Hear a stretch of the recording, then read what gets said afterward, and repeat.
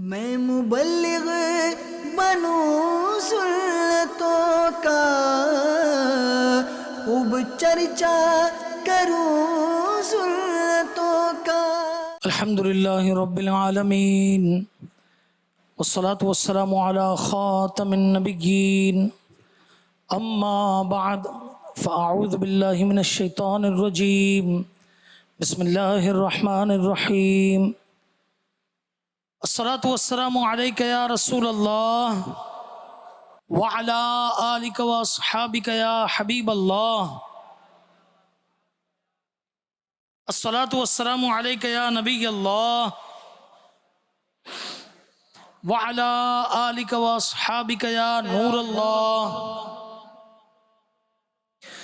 اللہ پاک کے پیارے اور آخری نبی رسول ہاشمی صلی اللہ تعالی علیہ وسلم نے ارشاد فرمایا، جس نے کتاب میں مجھ پر درود پاک لکھا تو جب تک میرا نام اس میں لکھا رہے گا، فرشتے لکھنے والے کے لیے بخشش کی دعا کرتے رہیں گے۔ عجب کرم ہے کہ خود مجرموں کے حامی گناہ گاروں کی بخشش کرانے آئے ہیں۔ وہ پرچہ جس میں لکھا تھا درود اس نے کبھی، یہ اس سے نیکیاں اس کی بڑھانے آئے ہیں۔ صلو علی الحبیب صلی اللہ تعالی علی محمد صلی اللہ علیہ وسلم۔ ان اشعار کی وضاحت بھی سن لیجئے کہ کیسا نرالا کرم ہے کہ سرور دو عالم نور مجسم صلی اللہ علیہ وسلم روز قیامت اپنے گناہگار امتیوں کی بخشش کروانے خود تشریف لائیں گے۔ ایک روایت کے مطابق ایک شخص نے دنیا میں ایک کاغذ پر درود لکھا ہوگا، یہ لکھا ہوا یہ درود پاک اس کے نیکیوں والے پلڑے میں رکھ دیا جائے گا، جس کی برکت سے اس کا نیکیوں کا پلڑا وزنی ہو جائے گا اور اس گناہگار کو بخش دیا جائے گا۔ صلو علی الحبیب صلی اللہ تعالی علی محمد صلی اللہ علیہ وسلم۔ پیارے اسلامی بھائیوں اور مدنی چینل کے ناظرین، اسٹوڈنٹس کو تو ابھی موقع مل جاتا ہے، طالب علموں کو موقع مل جاتا ہے کہ وہ درود پاک لکھیں، اور الحمدللہ دعوت اسلامی کی برکت سے اور امیر علیہ سنت کی انفرادی اور اجتماعی کوششوں سے اتنا ذہن ایک بہت بڑی تعداد کے اندر بن چکا ہے کہ اب صاد نہیں لکھنا، حضور علیہ السلام کے نام کے بعد صرف جو صاد بناتے ہیں وہ نہیں لکھنا، سلام نہیں لکھنا، بلکہ مکمل صلی اللہ علیہ وسلم یہ لکھنا ہے۔ ٹائپنگ کے اندر بھی بہت آسانی کر دی گئی کہ کچھ ایسی کیز ہیں کہ جس کو آپ پریس کریں تو مکمل درود پاک جو ہے یہ ٹائپ ہو جاتا ہے، ٹھیک ہے۔ اب مگر وہ لوگ جو طالب علمی کے زمانے سے باہر آ چکے ہیں، ہم اور آپ جتنے یہاں پر بیٹھے ہیں، تو کبھی یاد پڑتا ہے کہ آخری درود پاک لکھنے کی سعادت کب ملی تھی؟ تو شاید بہت لمبا ٹائم ہو گیا ہوگا کہ ہم نے درود پاک لکھا ہو۔ تو کوئی ایسی گھر کے اندر ڈائری جس کے اندر ہم کچھ اہم نمبرز نوٹ کرتے ہیں، کچھ اہم چیزیں نوٹ کرتے ہیں، بعض اوقات بچوں کی اس کی برتھ ڈیٹس کہ بھائی کیا کیا ان کی پیدائش کی تاریخیں وغیرہ یہ نوٹ کر کے کچھ اہم باتیں نوٹ کر کے لکھتے ہیں، تو کیوں نہ اس کے کچھ صفحات ایسے بھی ہوں جس کو سنبھال کے ادب سے اس ڈائری کو رکھا جائے کہ اس پر ہم درود پاک لکھ لیں صلی اللہ علیہ وسلم۔ انشاءاللہ یہ کر کے دیکھیے، اللہ نے چاہا تو اس فضیلت کو بھی ہم پا جائیں گے۔ مل کر ایک مرتبہ اور محبت کے ساتھ درود پاک پڑھیے، صلو علی الحبیب صلی اللہ تعالی علی محمد صلی اللہ علیہ وسلم۔ آج انشاءاللہ تبارک و تعالی بیان یہ کعبہ مشرفہ کی خصوصیات پر ہے۔ کس پر ہے؟ کعبہ شریف کی خصوصیات۔ سب سے پہلے قرآن مجید فرقان حمید کی آیت سنیے۔ اللہ تبارک و تعالی نے پارہ نمبر 4 سورہ آل عمران کی 2 آیتوں میں یہ بیان فرمایا، بسم اللہ الرحمن الرحیم، ان اول بیت وضع للناس للذی ببکۃ مبارکا وہدی للعالمین فیہ آیات بینات مقام ابراہیم۔ اللہ اللہ فرمائے اس میں کھلی نشانیاں ہیں، کیا؟ ابراہیم کے کھڑے ہونے کی جگہ ہے علیہ السلام۔ آگے ارشاد فرمایا، وَمَن دَخَلَهُ كَانَ آمِنًا، اور جو اس میں داخل ہو گیا وہ امن والا ہو گیا۔ سبحان اللہ۔ آگے ارشاد فرمایا، وَلِلَّهِ عَلَى النَّاسِ حِجُّ الْبَيْتِ مَنِ اسْتَطَاعَ إِلَيْهِ سَبِيلًا۔ سبحان اللہ۔ فرمایا اور اللہ عز و جل کے لیے لوگوں پر اس گھر کا حج کرنا فرض ہے جو اس تک پہنچنے کی طاقت رکھتا ہے۔ وَمَن كَفَرَ فَإِنَّ اللَّهَ غَنِيٌّ عَنِ الْعَالَمِينَ، اور جو انکار کرے تو اللہ عز و جل سارے جہاں سے بے پرواہ ہے۔ علماء کرام نے ان آیات کا شان نزول کو یوں بیان فرمایا کہ ایک مرتبہ غیر مسلموں نے مسلمانوں پر یہ اعتراض کیا کہ تمہارا قبلہ یہ کعبہ شریف ہے اور ہمارا قبلہ بیت المقدس یعنی مسجد اقصیٰ ہے، اور بیت المقدس چونکہ کعبہ شریف سے افضل ہے بقول ان غیر مسلموں کے، لہٰذا ہمارا دین تمہارے دین سے افضل ہے۔ اپنے اس دعوے پر انہوں نے چند دلائل بھی دیے۔ مثلا ایک دلیل انہوں نے یہ دی کہ بیت المقدس پہلے تعمیر ہوا اور کعبہ شریف کی تعمیر یہ بعد میں ہوئی، لہٰذا بیت المقدس کو شان اولیت حاصل ہے۔ اس سے ثابت ہوا کہ بیت المقدس افضل ہے، یعنی یہ جتنی باتیں میں کر رہا ہوں وہ ان غیر مسلموں کی زبانی وہ کہا کرتے تھے۔ اسی طرح بیت المقدس یہ انبیاء کرام علیہ السلام کا بھی قبلہ رہا ہے، لہٰذا بیت المقدس کعبہ شریف سے افضل ہے۔ اس پر اللہ تبارک و تعالیٰ نے یہ آیتیں نازل فرما کے سارے جوابات عطا فرما دیے۔ مشہور مفسر قرآن حکیم الامت مفتی احمد یار خان علی رحمت الحنان ان آیت کریمہ کا خلاصہ بیان کرتے ہوئے فرماتے ہیں، پیارے اسلامی بھائیوں اور مدنی چینل کے ناظرین آپ توجہ سے سنیے، فرمایا کہ اے مسلمانوں، اے سارے انسانوں، یقین سے جان لو کہ ساری روئے زمین پر سب سے پہلا اور سب سے افضل گھر جو لوگوں کے دینی اور دنیاوی فائدوں کے لیے بنایا گیا وہ یہی ہے جو مکہ شریف کے اندر ہے، یہی ہے جو کس میں ہے؟ مکہ شریف میں ہے۔ دوسرا فرمایا کہ بیت المقدس جو ملک شام موجودہ فلسطین میں ہے وہ درجے میں کعبے کے بعد ہے۔ جی ہاں، وہ ہمارا قبلہ اول بے شک ہے، وہ اس کی بڑی فضیلت ہے، برکت ہے، اور اللہ کرے انشاءاللہ تبارک و تعالی اللہ کرم فرمائے گا، انشاءاللہ اچھے بھی دن آئیں گے انشاءاللہ تعالی۔ فرمایا وہ درجے میں کعبے کے بعد ہے اور فضیلت میں بھی کعبہ شریف کے بعد ہے، اس کی دلیل بھی انشاءاللہ تعالی آگے آئے گی۔ فرمایا یہ یعنی کعبہ شریف بیت اللہ یہ بڑی برکتوں والا گھر ہے، یہ صرف انسانوں کے لیے نہیں بلکہ تمام جہانوں کے لیے باعث ہدایت اور ان کا رہنما ہے۔ فرمایا کعبہ یہ تعمیر ابراہیمی ہے، کعبہ معظمہ کے پاس مقام ابراہیم پتھر موجود ہے، مزید اس جیسی ہزاروں قدرت کی نشانیاں جو کعبہ شریف اور اس کے ارد گرد حدود حرم کے اندر موجود ہیں۔ غرض یہ مفتی احمد یار خان رحمۃ اللہ تعالی نے بات کو کنکلوڈ کیا اور اس کا اختتام کس طرح کرتے ہیں خوبصورت انداز میں، فرماتے ہیں غرض یہ کہ جیسے ہمارے محبوب صلی اللہ علیہ وسلم یہ بے مثل و بے مثال ہیں، ایسا ہی ان کا کعبہ بھی بے مثال قبلہ ہے۔ سبحان اللہ۔ فرمایا مسلمانوں تم غیر مسلموں کی باتیں نہ سنو، تم کعبے کے حج کے لیے تیار رہو، جو طاقت رکھتا ہو وہ ضرور کعبے کا حج کرے۔ خیال رکھو اگر تم باوجود طاقت حج کو نہ گئے یا حج کا انکار کر کے کافر بن گئے تو تم سے تو کیا اللہ پاک سارے جہاں سے بے پرواہ ہے۔ فرمایا کہ کعبہ شریف کی آبادی اور وہاں کا حج تم پر موقوف نہیں، وہاں ہمیشہ رونق لگی رہے گی۔ کیا فرمایا؟ ہمیشہ رونق لگی رہے گی۔ اللہ اکبر۔ اس لیے کتنے خوبصورت اشعار ایک شاعر نے یہ بیان کیے، آئیے مل کر ہم بھی جو ہے وہ یہ پڑھتے ہیں انشاءاللہ عز و جل۔ آپ نے مل کر کہنا ہے اللہ اکبر اللہ اکبر۔ کعبے کی رونق کعبے کا منظر اللہ اکبر اللہ اکبر، دیکھوں تو دیکھے جاؤں برابر اللہ اکبر۔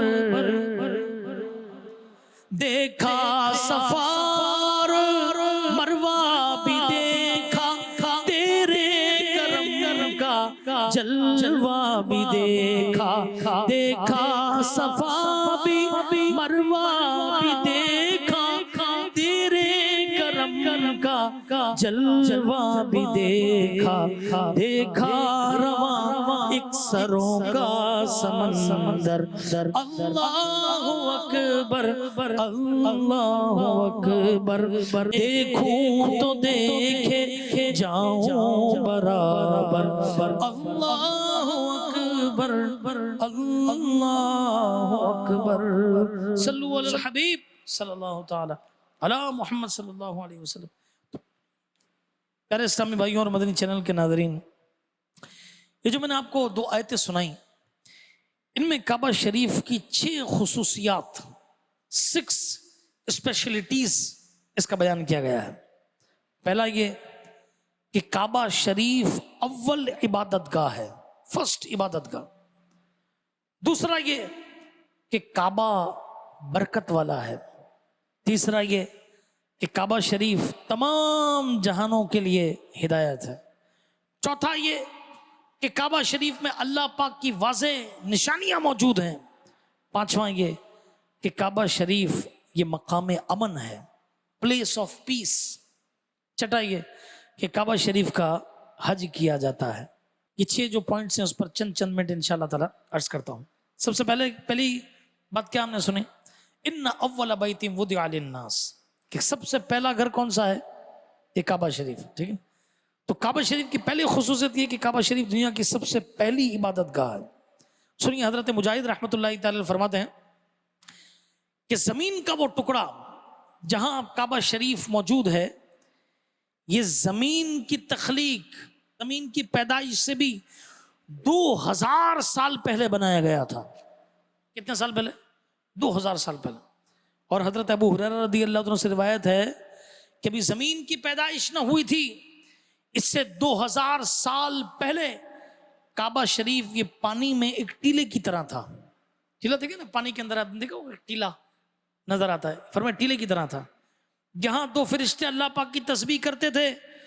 پھر جب اللہ پاک نے زمین کی پیدائش کا ارادہ فرمایا تو اسی ٹیلے سے زمین کو پھیلا دیا. سبحان اللہ.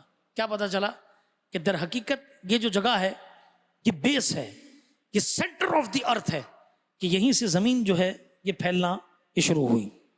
معلوم ہوا کہ زمین پر پہلا گھر ہونا تو بہت بات کی بات، کعبہ شریف پوری زمین کی اصل ہے کہ زمین کا یہ ٹکڑا سب سے پہلے پیدا کیا گیا. اللہ اکبر. اور اسی سے تمام زمین پھیلائی گئی. سبحان اللہ. یہ ہے کعبہ شریف کی شان اولیت. ایک بار حضرت امام زین العابدین رضی اللہ تعالیٰ عنہ یہ حتیم کعبہ میں تشریف فرما تھے. سبحان اللہ. اہل بیت کے چراغ ہیں اور بیٹھے ہیں حتیم کعبہ میں. ایک شخص آپ کی خدمت میں حاضر ہوا اور عرض کی کہ علی جا، کعبہ شریف کا طواف کب سے شروع ہوا؟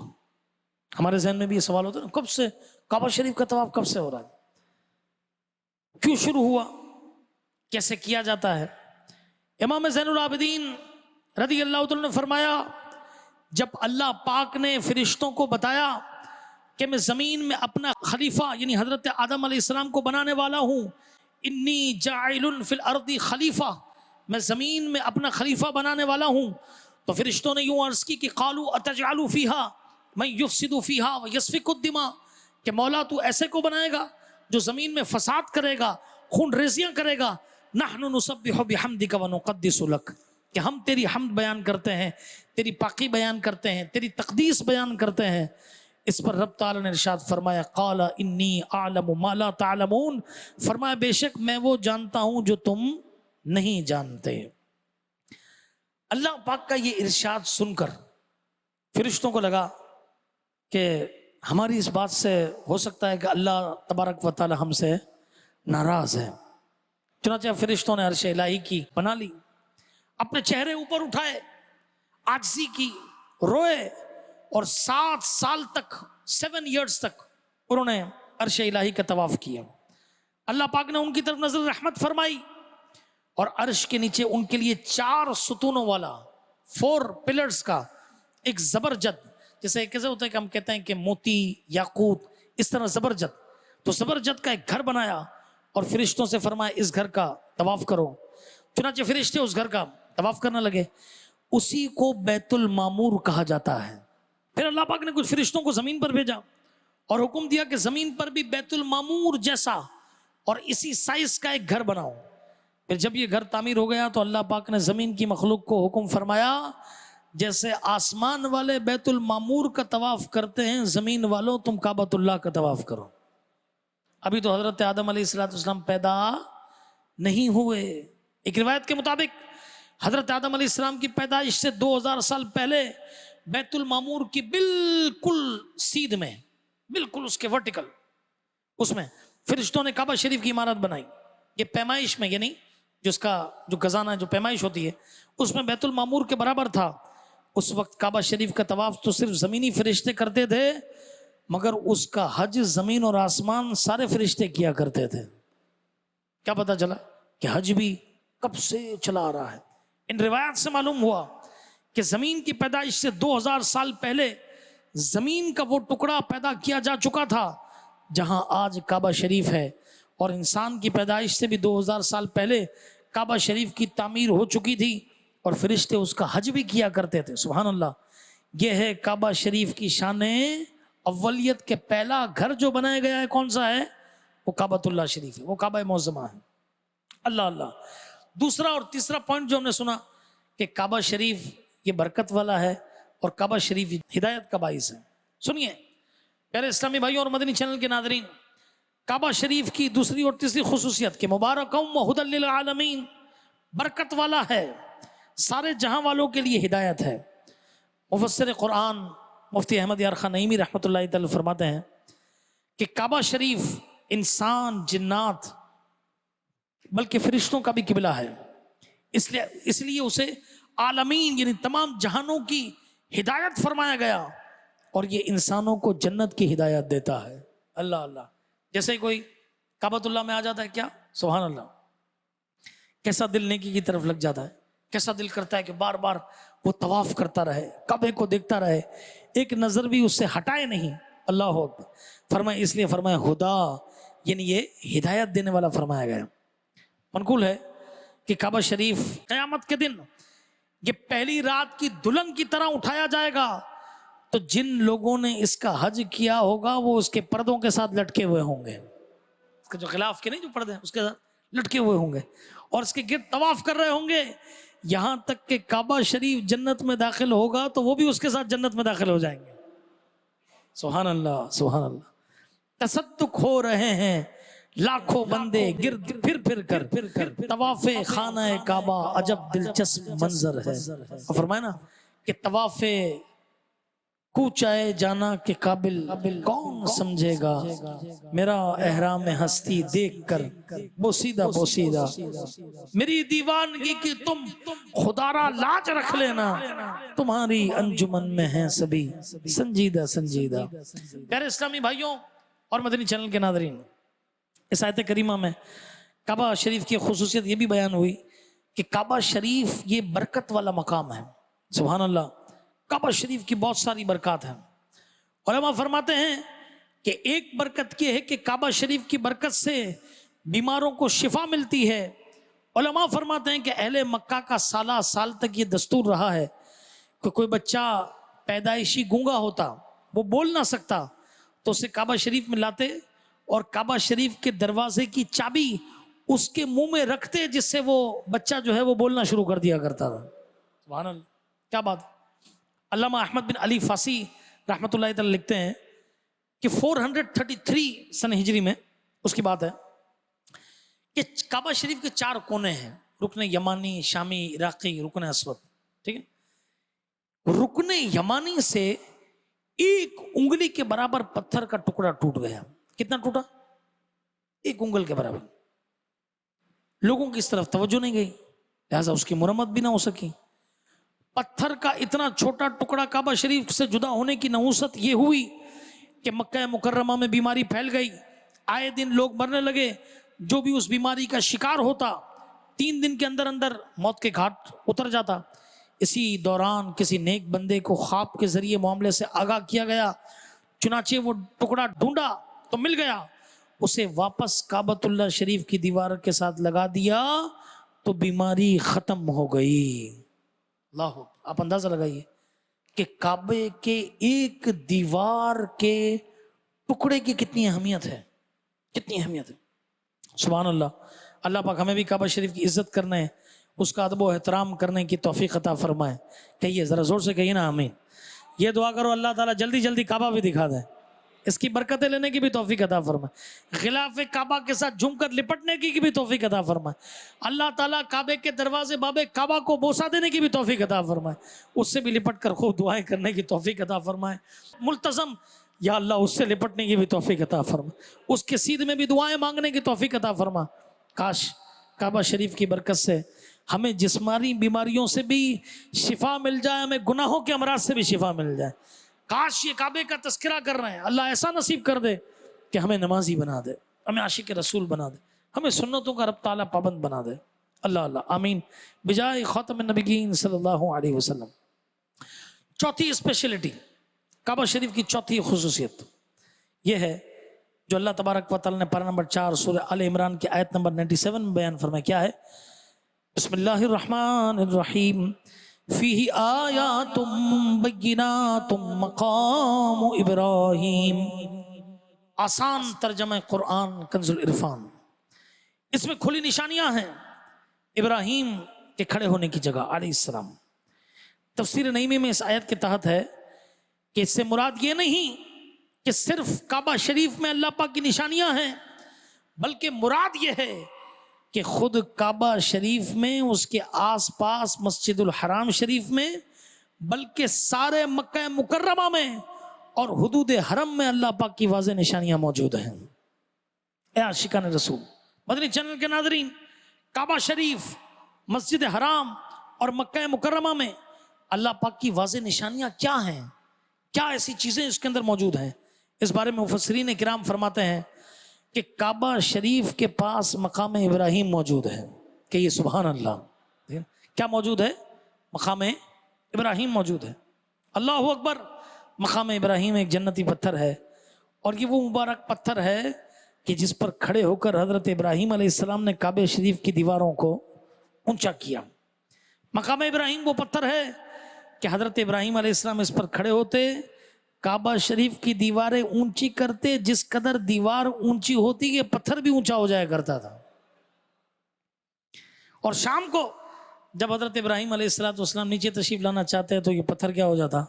نیچے ہو جاتا۔ آج دیکھیے کرین پڑی ہوئی ہے، صاف کرنی ہوتی ہے، اس کو مشین سے چلایا جاتا ہے، بٹن آن کیا جاتا ہے، وہ کونے پہ کرین یہ پڑی ہوئی ہے، اس کو بٹن آن کرتا ہے تو وہ اوپر جاتی ہے، صفائی کرتے ہیں پنکھے کی، لائٹ کی، پھر کیا ہوتا ہے وہ نیچے آ جاتی ہے۔ مگر دیکھیے وہ اللہ تبارک و تعالیٰ کی کیسی نشانی، کوئی بٹن نہیں ہے، کچھ نہیں ہے، اللہ کے خلیل، اللہ کے نبی اس پر کھڑے ہیں، جتنا اوپر ہونا ہے وہ بھی اس پتھر کو پتا ہے، نہ زیادہ ہو رہا ہے نہ کم ہو رہا ہے، اتنا ہی اوپر ہو رہا ہے اتنا ہی نیچے ہو جاتا ہے۔ کیسی اللہ کی قدرت ہے۔ مزید یہ کہ وہ پتھر ایسا مبارک پتھر ایسا نرم ہو گیا کہ اس نے حضرت ابراہیم علیہ السلام کے مبارک قدم کے نشان اپنے سینے پر لے لیے۔ آج تک عاشقان رسول مطاف کے اندر جاتے ہیں، طواف کرتے ہیں، یا طواف کرنے کے بعد فارغ ہوتے ہیں تو مقام ابراہیم پر اس پتھر کی زیارت ضرور کرتے ہیں، اللہ کے نبی علیہ السلام کے اس پیروں کے نقش کی زیارت ضرور کرتے ہیں۔ اور اللہ پاک نے اتنی عظمت بخشی کہ پارہ نمبر 1 سورہ بقرہ کی آیت نمبر 125 میں تمام حاجیوں کے سر اس طرف جھکا دیے اور ارشاد فرمایا، ترجمہ کنز العرفان، اے مسلمانوں تم ابراہیم کے کھڑے ہونے کی جگہ کو نماز کا مقام بناؤ۔ اللہ سب کو جگہ دیکھنا نصیب کرے۔ تم اگر وہاں جاؤ نا تو یہ نہیں ہے کہ بھائی پتہ چلے وہ لوگ 4 آدمی گھیر کے کھڑے ہو جاتے ہیں، پھر 2 نماز پڑھتے ہیں بیچ میں، طواف کرنے والوں کو تکلیف ہوتی ہے، ایسا نہیں۔ اس کی سیدھ میں کھڑے ہو کر جو ہے وہ پیچھے آ جائیے اور اسی کی سیدھ کے اندر جو ہے وہ نماز پڑھیے، انشاءاللہ تعالی موقع مل جاتا ہے نماز پڑھنے، ٹھیک ہے۔ وہاں کسی کو تکلیف نہیں دینی، وہاں دھکے نہیں مارنا ہے، ایک دوسرے سے الجھنا نہیں ہے، بلکہ آدمی ترکیب کرے، تھوڑا انتظار کرے تو موقع یہ مل جاتا ہے۔ اللہ اکبر۔ یہ تو تھا مقام ابراہیم۔ یہی وہ کعبہ مشرفہ ہے کہ جس کے قریب جہاں کی برکتیں ہیں وہاں ایک برکت آب زمزم بھی ہے۔ سبحان اللہ۔ زمزم وہ مبارک پانی ہے، یہ زمزم اس لیے ہے جس لیے اس کو پیے کوئی، اسی زمزم میں جنت ہے، اسی زمزم میں کوثر ہے۔ فرمایا کہ جس مقصد کے لیے اسے پیا جائے وہ پورا ہوتا ہے۔ اس کو دیکھ کر پڑھنے کی دعا ہے نا، اللہم انی اسألوک علما نافعا ورزقا واسعا وشفاء من کل داء، کہ یا اللہ میں تجھ سے سوال کرتا ہوں علم نافع کا، علم بھی دے, اور کون سا علم مانگا؟ نفع والا علم. ورزقم واسعا, وسیع رزق عطا فرما, وشفاء من کل داء. اور زمزم شریف کیسا ہے آپ کو پتہ ہے کہ پیاس بجھانے کے لیے پیا جائے تو پیاس بجھے گی, اور بھوک مٹانے کے لیے پیا جائے تو بھوک مٹ جائے گی. کئی بار ایسا ہوتا ہے حرم میں آتے ہیں, بھائی کھانا کب کھائیں گے؟ نماز کے بعد کھائیں گے, ٹھیک ہے. ویسے تو کوشش کرنا چاہیے کہ آدمی سارے معاملات سے فارغ ہو کر جو ہے وہ حرمین طیبین میں پہنچیں, کہ اسے بھوک یہ چیزیں نہ ستائیں. مگر انسان ہے, کسی بھی وقت بھوک لگ جائے. اب زمزم کو پیا بھوک مٹانے کے لیے, اللہ اکبر, اس سے بھوک بھی مٹ جاتی ہے, اس سے پیاس بھی مٹ جاتی ہے. یہی وہ مبارک پانی ہے کہ اس کی عظمت کی وجہ سے سارے پانی بیٹھ کر پیو, مگر فرمایا اس پانی کو کھڑے ہو کر پیو. اور ایک اور پانی ہے جو وضو کا بچا ہوا پانی, فرمایا کھڑے ہو کر پیو, قبلے کی طرف رک کر کے پیو. زمزم ہی وہ مبارک پانی ہے کہ اسے پی کر جو دعا کی جائے فرمایا وہ پوری ہوتی ہے. اللہ اکبر. کعبہ شریف کے پاس جو تیسری برکت ہے, فرمایا کہ وہ حجر اسود ہے, جنتی پتھر ہے, اسے چھونا یہ گناہوں کو مٹا دیتا ہے. روز قیامت اس حجر اسود کی آپ کی زبان سبحان اللہ کیا اٹھیں گی کہ اس پتھر کی دو آنکھیں ہوں گی جس سے وہ دیکھے گا, زبان ہوگی جس سے وہ بولے گا, اور جس نے بھی اس کو استلام کیا ہوگا, اس کو ٹچ کیا ہوگا, دور سے اشارہ کیا ہوگا, فرمایا تو ان سب کے حق کے اندر یہ قیامت کے دن گواہی دے گا. فرمایا گواہی دے گا یہ. اللہ اللہ سبحان اللہ. فرمایا کعبہ شریف کے ساتھ ہی مطاف ہے جس کے اندر طواف ہوتا ہے. یہ وہ مقام ہے جہاں کعبہ شریف کا طواف ہوتا ہے. اس میں ایک نہیں, دو نہیں, 400 انبیاء کرام علیہ السلام کے مزارات ہیں. 400, ٹھیک ہے. کعبہ شریف کے ساتھ ہی حتیم پاک ہے. اپنا جگہ نا وہ چاند سا ٹکڑا جو بنا ہوا ہے, ٹھیک ہے. یہ سنگ اسماعیل علیہ السلام, ان کی والدہ حضرت حاجرہ رحمت اللہ علیہا کے مزارات اس حتیم کے اندر موجود ہیں. اسی کعبہ شریف کے قریب صفا اور مروہ کی 2 پہاڑیاں ہیں. اسی کعبہ شریف کے پاس اللہ پاک کے آخری نبی مکی مدنی صلی اللہ علیہ وسلم کی ولادت گاہ بھی موجود ہے. جب مروہ سے آدمی صفا مروہ سے صحیح کر کے جب نکلتا ہے, پیچھے سے جاتا ہے, تو جب نکل کر یوں گزرتا ہے دوبارہ مین حصے کی طرف آنے کے لیے, تو سبحان اللہ حضور علیہ السلام کے ولادت گاہ کی زیارت ہو جاتی ہے. سبحان اللہ نصیب کرے. یہ مبارک گھر ہے جہاں سبحان اللہ حضور علیہ السلام یہ پیدا ہوئے. اللہ اکبر. فرمائے مزید اس کی برکت یہ ہے کہ اسی کعبہ شریف کے قریب منا, مزدلفہ اور عرفات جیسے مبارک مقامات ہیں جہاں پر حاجی جو ہے وہ مختلف اس میں وقوف کرتے ہیں. یہ کعبہ شریف ہی ہے کہ اس کی عزت کے پیش نظر پرندے بھی اس کے اوپر سے نہیں اڑتے. اللہ اکبر. فرمایا یہی وہ کعبہ شریف ہے کہ جب کوئی پرندہ بیمار ہوتا ہے تو اس کی فضا سے گزر جائے تو شفا پاتا ہے. اسی کعبہ شریف کی حفاظت کے لیے اللہ تبارک و تعالیٰ نے ابابیل بھیجے, جنہوں نے ہاتھی والوں یعنی اصحاب الفیل, فیل والے جو تھے, ہاتھی والے جو تھے, انہیں ختم کر دیا, مروائے گئے ابابیل کے ذریعے. اللہ تعالیٰ نے کعبے کی حفاظت کی. اسی کعبہ شریف کی طرف لوگوں کے دل قدرتی مائل ہوتے ہیں. دیکھو نا کیسا دل کر رہا ہے کہ بھی کوئی اسباب ہوں اور ہم ابھی سمجھو اڑ کر جو ہے وہ ہم مکے پہنچ جائیں, اڑ کر مدینے پہنچ جائیں. سبحان اللہ. فرمایا اسی کعبہ شریف کی برکت ہے کہ مکہ مکرمہ میں پیداوار کوئی نہیں, کوئی اس کے قریب کوئی ایگریکلچر, کوئی فرٹیلائزیشن, ایسی زمین کوئی ایگریکلچر نہیں ہو رہی, مگر کون سی چیز ہے جو وہاں نہیں ملتی. اللہ اکبر. وہاں قحط نہیں پڑتا, لوگ بھوکے نہیں مرتے. اسی کعبہ شریف کی برکت ہے کہ ہر سال لاکھوں لاکھ لوگ حج کے لیے یہاں پہنچ جاتے ہیں. اس کے باوجود وہاں پر کھانے کی کمی نہیں ہوتی, نہ وہاں کا پانی کم پڑتا ہے. اس کے علاوہ قدرت کی اور بہت ساری نشانیاں ہیں جو کعبہ شریف میں, مسجد حرام میں اور مکہ مکرمہ کے اندر یہ موجود ہیں. اللہ اکبر. 5ویں بات فرمائی من دخلہ کان آمنا, جو اس میں داخل ہو گیا وہ امن والا ہو گیا. اس کی 5ویں اسپیشلٹی ہے. سبحان اللہ. معلوم ہوا کہ جو کعبہ شریف اور اس کے ارد گرد کئی کلومیٹر پر پھیلے ہوئے حرم میں داخل ہو گیا وہ امن میں آ گیا. علماء فرماتے ہیں کہ جو بندہ کعبہ شریف یا حدود حرم میں داخل ہو جائے اس کے امن میں آنے کی مختلف صورتیں ہیں. ایک تو پاسبلٹی صورت یہ ہے کہ جو خوش نصیب نیکی کی نیت سے حج یا عمرہ کرنے کے لیے حرم پاک پہنچ جاتا ہے, روز قیامت وہ عذاب سے امن میں آ جاتا ہے. سبحان اللہ. فرمایا کہ حدیث پاک میں ہے سرکار علی وقار صلی اللہ تعالی علیہ وسلم نے ارشاد فرمایا جو حرم پاک میں آ جاتا ہے اسے نیکیاں ملتی ہیں، اس کی برائیاں دور کر دی جاتی ہیں اور اسے بخش دیا جاتا ہے۔ سبحان اللہ، کعبہ شریف کی کیسی عظیم شان ہے کہ نیکیاں بھی ملتی ہیں، گناہ بھی دھلتے ہیں، بخش بھی دیا جاتا ہے۔ آپ کو ایک بڑا زبردست واقعہ میں سناؤں کہ قاضی ایاز مالکی رحمۃ اللہ تعالی علیہ یہ شفا شریف کے اندر لکھتے ہیں، بڑا ہی سننے جیسے واقعہ ہے۔ سعدون خولانی ایک شخص کا نام تھا، اس کے پاس کچھ لوگ آئے اور اسے بتایا کہ فلاں قبیلے نے ایک شخص کو قتل کر دیا، پھر اس کی لاش کو انہوں نے آگ لگا دی۔ حیرت کی بات ہے کہ ساری رات اس کا جسم جلتا رہا ہے، مگر اس کے باوجود اس کے جسم پر آگ نے کوئی اثر نہیں کیا۔ آپ سوچیں کہ آگ کے اندر جسم کا جانا اور کوئی رات میں اثر نہ بھی ہے، تھوڑی دیر کے اندر وہ حالت ہو جاتی ہے کہ کیا آپ تصور نہیں کر سکتے۔ فرمایا اس کا سفید رنگ، اس کی باڈی کا رنگ، جو مرا اس کی باڈی کا رنگ سفید تھا، آگ میں جلنے کے بعد اس کا رنگ بھی خراب نہیں ہوا، کالا نہیں ہوا۔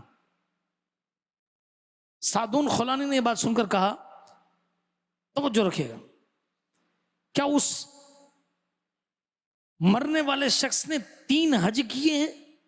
کتنے حج کیے ہیں؟ 3 حج کیے ہیں؟ لوگوں نے بتایا کہ ہاں اس نے 3 حج کیے ہیں۔ اس پر سعدون خولانی نے کہا کہ مجھے یہ بات پہنچی ہے، جو بندہ 1 حج کرے اس نے اپنا فرض ادا کیا، جس نے دوسرا حج کیا اس نے اللہ پاک کی بارگاہ میں قرض پیش کیا، اور جس نے 3 حج کیے اللہ پاک اس کے جسم اور جسم پر اگنے والے بالوں کو جہنم پر حرام فرما دیتا ہے۔ فرمایا تو جہنم کی آگ حرام ہو گئی تو دنیا کی آگ اس کا کیا بگاڑ سکتی ہے؟ اللہ ہو، سوچئے سوچئے۔ پیارے اسلامی بھائیوں، اب آخر میں آئیے مکے میں مرنے کی کیا فضیلت ہے یہ بھی سن لیں۔ حضور علیہ السلام نے ارشاد فرمایا جو حرمین میں سے کسی ایک یعنی مکہ مکرمہ یا مدینہ منورہ میں وفات پائے، فرمائے وہ میری شفاعت پالے گا اور روز قیامت امن والوں کے ساتھ ہوگا۔ آخر میں یہ دعاؤں میں شامل ہو جاتے ہیں کہ حج کا شرف ہو پھر عطا یا رب مصطفیٰ، کہیے آمین۔ میٹھا مدینہ پھر دکھا یا رب مصطفیٰ، دے دے طواف خانہ کعبہ کا پھر شرف، فرما یہ پورا مدعا یا رب مصطفیٰ۔ رخصو کعبہ ہاتھ میں، یعنی کعبے کی طرف میرا چہرہ ہو، رخصو کعبہ ہاتھ میں زمزم کا جام ہو، پی کر میں پھر کروں دعا یا رب مصطفیٰ۔ سبحان اللہ، سبحان اللہ۔ فرمایا کہ حرم کے اندر لوگوں کے لیے، یہاں تک کہ جانوروں کے لیے بھی شفقت رکھ دی جاتی ہے۔ ایک شوہر تھا، وہ اپنی بیوی پر ظلم کرتا تھا، عورت مکے میں آ گئی، اس نے جب وہ غلاف کعبہ کے وسیلے سے دعا مانگی، شوہر کو اب بھی حیا نہ آئی، جیسے اس نے اس کی طرف ہاتھ بڑھایا اس کا ہاتھ شل ہو گیا۔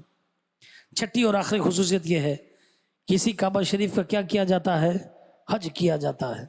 ہم سب کے والد حضرت آدم علیہ السلام یہ بر صغیر کے اندر تھے، جہاں پر یہ جو ٹکڑا ہمارا ہے پاکستان، یہ سارا ہندوستان، یہ سب بر صغیر کہلاتا ہے۔ بر صغیر سے 1 نہیں 2 نہیں 3 نہیں 1000 مرتبہ پیدل مکہ مکرمہ تشریف لے گئے۔ کتنی مرتبہ؟ 1000 ٹائمز۔ اس میں فرمایا کہ 300 مرتبہ آپ نے حج فرمایا اور 700 مرتبہ آپ نے عمرہ ادا کیا۔ 300 ٹائمز حج کیے، 700 مرتبہ عمرہ کیا۔ حضرت نوح علیہ السلام نے حج کیا، حضرت ہود علیہ السلام نے اس کا حج کیا، صالح علیہ السلام نے اس کا حج کیا، شعیب علیہ السلام نے اس کا حج کیا۔ یہاں تک کہ جو قومیں ہلاک ہو گئیں تو ان کے انبیاء کرام علیہ السلام بقیہ زندگی کعبہ مشرفہ کے پاس گزار دیا کرتے تھے، وہاں مصروف عبادت جو ہے رہا کرتے تھے۔ بیان کو اختتام کی طرف لاتے ہوئے ایک شرعی مسئلہ سن لیجئے۔ مسئلہ یہ ہے کہ میت کے سر یا داڑھی وغیرہ کے بال کاٹنا یہ مکروہ تحریمی، ناجائز اور گناہ ہیں۔ اب اس کی وضاحت سن لیں کہ عوام میں مشہور ہے کہ میت کو بڑا غسل دینا یعنی غیر ضروری بال کاٹنا یہ ضروری ہوتا ہے۔ میت کی داڑھی یا سر کے بال میں کنگھا کرنا، ناخن تراشنا، کسی جگہ کے بال مونڈنا، کترنا، اکھاڑنا، یہ سب ناجائز بلکہ مکروہ تحریمی۔ بلکہ حکم یہ ہے کہ جس حالت پر ہے اسی حالت میں دفن کر دیں۔ اگر کسی نے لا علمی میں ناخن، بال وغیرہ تراش لیے تو اب حکم یہ ہے کہ اسے کفن کے اندر ہی رکھ دیا جائے۔ اللہ تعالیٰ عمل کی توفیق عطا فرمائے۔ میں مبلغ بنوں سنتوں کا، خوب چرچا کروں